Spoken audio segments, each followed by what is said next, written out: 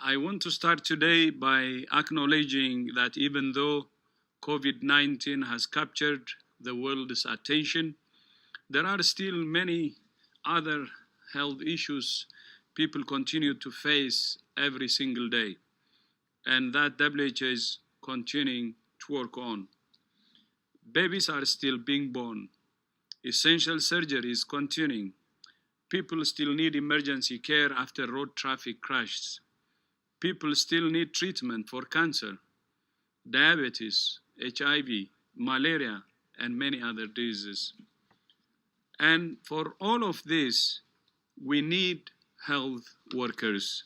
Today, I want to send a personal and sincere thank you to every health worker around the world, especially nurses and midwives, who we're celebrating this year through the International Year of the Nurse and the Midwife. You do a heroic job. We know that this crisis is putting a huge burden on you and your families. We know you're stretched to the limit. You have our admiration, our respect, and our commitment to doing everything we can to keep you safe and enable you to do your job. More than 132,000 cases of COVID-19 have now been reported to WHO from 123 countries and territories. 5,000 people have lost their lives, a tragic milestone. Europe has now become the epicenter of the pandemic, with more reported cases and deaths than the rest of the world combined, apart from China. More cases are now being reported every day than were reported in China at the height of its epidemic. I will repeat this one. More cases are now being reported every day than were reported in China at the height of its epidemic. We're encouraged that many countries are now acting on the 8 pillars of WHO's strategic preparedness and response plan. Most countries now have a national plan. Most are taking a multi-sectoral approach, and most have laboratory testing capacity. WHO has evidence-based guidance that every country can use according to each of the 8 pillars. And we're continuing to support countries to prepare and respond. We have shipped supplies of personal protective equipment to 56 countries, and we're shipping to a further 28 countries.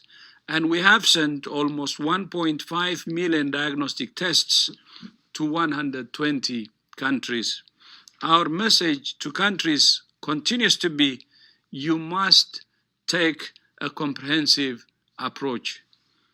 Not testing alone, not contact tracing alone, not quarantine alone, not social distancing alone. Do it all. Any country that looks at the experience of other countries with large epidemics and thinks that won't happen to us is making a deadly mistake. It can happen to any country.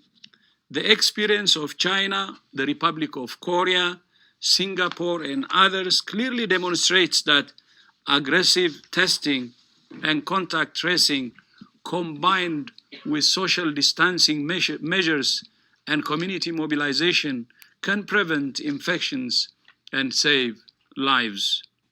Japan is also demonstrating that a whole-of-government approach led by Prime Minister Abe himself, supported by in-depth investigation of clusters, is a critical step in reducing transmission.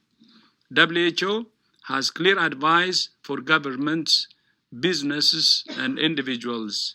First, prepare and be ready.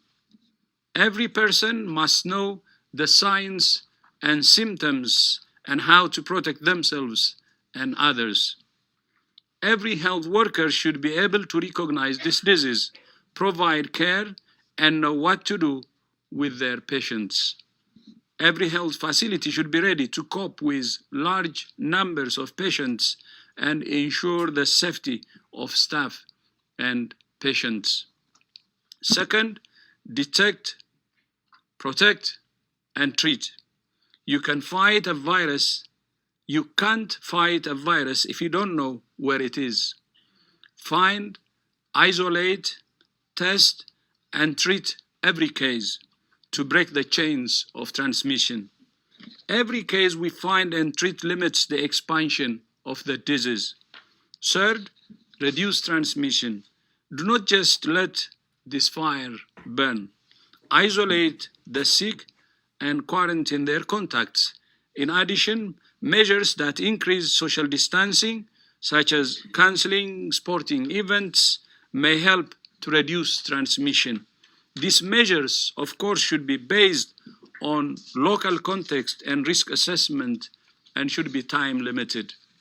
Even if you cannot stop transmission, you can slow it down and save lives. And fourth, innovate and learn. This is a new virus and a new situation. We're all learning and we must all find new ways to prevent infections, save lives, and minimize impact. All countries have lessons to share. There are simple, effective things we can all do to reduce the risk of infection for ourselves and those around us. Clean your hands regularly with an alcohol-based wrap or soap and water. Cover your mouth and nose with your elbow if you cough or sneeze. Stay home if you're sick. Avoid unnecessary travel and large social gatherings. Comply with the advice of your local or national health authority. Find and share reliable information. And finally, you can give. Together with the United Nations Foundation and the Swiss Philanthropy Foundation, WHO is today launching the COVID-19 Solidarity Response Fund to enable individuals and organizations to contribute. Until now, we have been relying mainly on governments to support the response. We thank all those countries who have supported WHO's strategic preparedness and response plan, including Japan, which this week contributed $155 million. Now everyone can contribute. Funds raised will be used to coordinate the response, to buy masks, gloves, gowns, and goggles for health workers, to buy diagnostic tests, to improve surveillance, and to invest in research and development.